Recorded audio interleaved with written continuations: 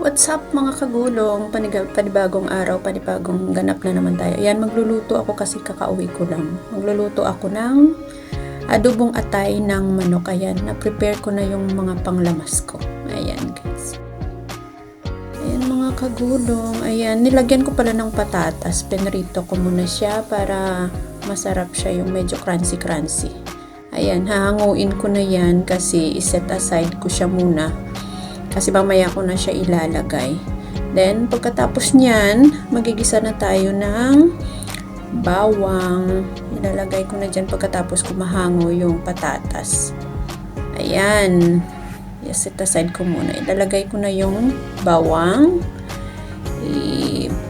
So ko muna, magba-brown lang siya ng konti para masarap yung amoy niya.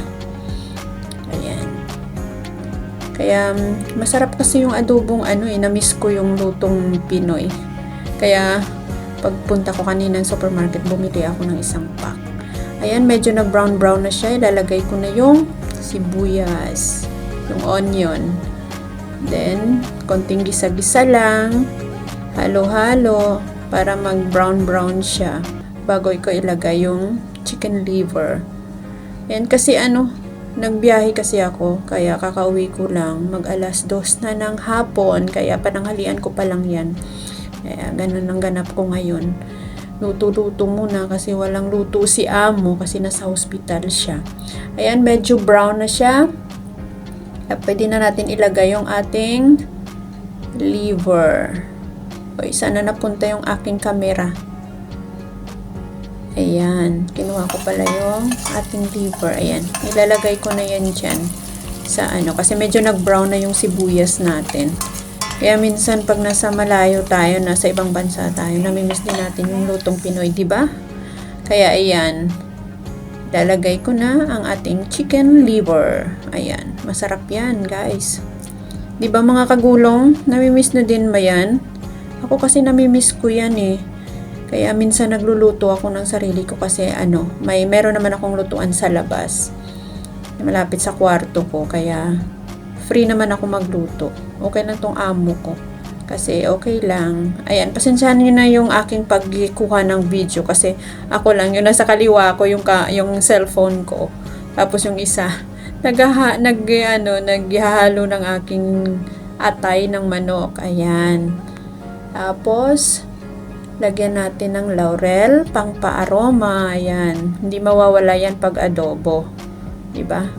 Tapos, ako kasi mag-adobo, wala kasi akong oyster sauce. Ayan, nilagyan ko na siya ng seasoning, tapos broth cubes, para medyo masarap-sarap, malasa siya. Mas lalo siyang lalasa pag mayroong ganyan. Diba? Hindi mawawala yan sa ating Pilipino eh. Kaya, ayan mga kagulong, halo-halo ko lang siya. Kasi pag hindi ko siya ihalo ng masyadong diin kasi madudurog siya, 'di ba? Malambot kasi yung atay, kaya medyo dandahan lang, baliktad-baliktarin lang. At saka masarap yung amoy niya. Kaya nakakamiss siya. Sana lagyan ko pa siya ng itlog pero hindi ako nakalaga. Kaya ayan, yan na lang.